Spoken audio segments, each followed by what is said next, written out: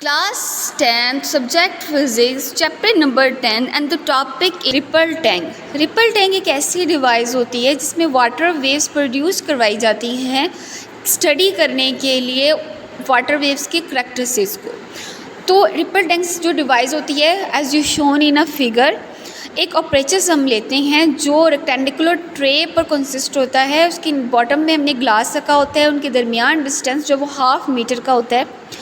Water waves tank जो है वो वाटर ट्रे जो है वाटर वेव से फिल्ड होता है। अब वाटर वेव्स की करैक्टरिस्टिक्स को जानने के लिए हम जो है इसको वाइब्रेट करवाते हैं, जिस वाइब्रेटर से हम इसको वाइब्रेट करवाते हैं दैट इज़ पैडल और अ वाइब्रेटर। और हमने ऊपर लैंप रखना है। लैंप से जो है वो जब लाइट रिफ्लेक्ट होगी तो उसमें 3 किस्म की करैक्टरिस्टिक्स आ जाएंगी, that is reflection, refraction and diffraction. तो फर्दर हम 1 बाय 1 इनको डिस्कस करते हैं। फर्स्ट ऑफ ऑल हमारे पास रिफ्रैक्शन प्रोड्यूस होगा when a waves move in a one medium, fall करती है on the surface of other medium पे, तो वो बाउंस बैक हो जाती है फर्स्ट मीडियम के अंदर, और in that case angle of incident equal होता है एंगल ऑफ रिफ्लेक्शन के। Is that clear? फर्दर हमारे पास है रिफ्रैक्शन। रिफ्रैक्शन में क्या होता है, जब वेव्स जो है वो वन मीडियम से इंटर करती हैं सेकंड मीडियम के अंदर सेम एंगल के साथ, its direction of travels change, इनकी डायरेक्शन जो है वो चेंज हो जाती है। रिफ्रैक्शन के अंदर क्या होता है, द बेंडिंग और स्प्रेडिंग, उसकी बेंडिंग और spreading of waves around the sharp edged के अंदर जो है वो बेंडिंग और स्प्रेडिंग जो है वो एजेड जो कॉर्नर के अंदर जो है वो ऑब्स्ट्रैकल की और slid, it's called a diffraction. Is that clear?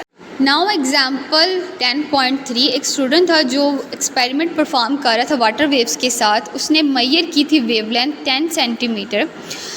By using a stop watch उसने ऑसिलेटिंग बॉल को फ्लैटली मूव करवाया, तो उसने मेजर की उसकी फ्रीक्वेंसी 2 हर्ट्ज़। उसके बाद स्टूडेंट ने जो है वो दूसरा पार्ट टैंक का वाटर के अंदर जो है वो मूव करवाना स्टार्ट करवाया। अब वो ये जानना चाह रहा है कि कितना टाइम लगेगा वाटर वेव्स को ऑपोजिट साइड टैंक के ऑपोजिट साइड तक पहुंचने में, कितने मीटर तक, 2 मीटर अवे। इसके सोल्यूशन की बात की जाए तो फर्स्ट स्टेप हमारे पास आ जाती है, we are given the frequency, wavelength frequency and distance. Second step हमारे पास आ जाती है, we have to calculate the time the wave take to move a distance 2 metre. Third हमारे पास है the relation between a frequency, wavelength and the speed is v is equal to f lambda. The relation between a time, speed and distance is v is equal to d over t।